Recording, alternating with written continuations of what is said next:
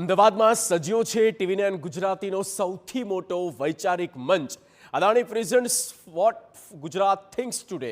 દિવસભર દિગ્ગજો આ વૈચારિક મંચમાં ઉપસ્થિત રહી પોતાના વિચારો રજૂ કર્યા, જેમાં અભિનેત્રી રીવા રચ પણ ઉપસ્થિત રહ્યા।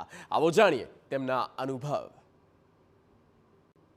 વોટ ગુજરાત થિંક્સ ટુડેમાં રીવા રાજ આપણી સાથે જોડાયા છે। સીધા તેમની સાથે વાત કરીશું। કયા પ્રકારે આજનું મંચ અને કેવો રહ્યો અનુભવ? સૌથી પહેલાં તો ટીવી9નો ખૂબ ખૂબ આભાર કે મને આજે આમંત્રિત કરી, અને આજે અનુભવ ખૂબ જ સારો રહ્યો।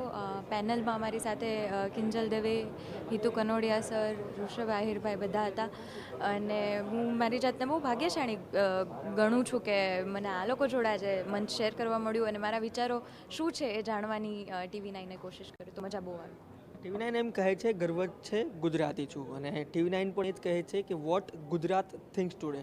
કઈ રીતે આગામી સમય આજનો સમય જોઈ રહ્યા છો?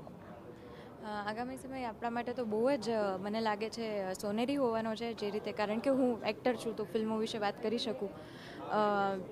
2025માં આપણે પહેલી ગુજરાતી પિક્ચર જે 100 કરોડનો આંકડો પાર કરી શકીએ એવી આપી છે, અને ઓડિયન્સે એવું સાબિત કરી દીધું છે કે જો ફિલ્મ સારી હશે તો કોઈ પણ હોય, એમાં ફિલ્મમાં હીરો હોય ના હોય, પણ ફિલ્મ ને વાર્તા જો સારી હોય તો ઓડિયન્સીસ જોવા જવાની જ છે થિયેટરમાં, અને સારી ફિલ્મને વધાવી જ લેવાની છે। તો મને લાગે છે એનાથી ઘણા બધા ફિલ્મ મેકર્સ છે, ડિરેક્ટર્સ છે, એક્ટર્સ, ટેલેન્ટ બધાને એક કોન્ફિડન્સ મળ્યું છે કે આપણે સરસ ક્રિએટિવ કામ કરીએ અને ઓડિયન્સને પીરસીશું તો ઓડિયન્સ ઝીલી લેવા માટે રેડી છે।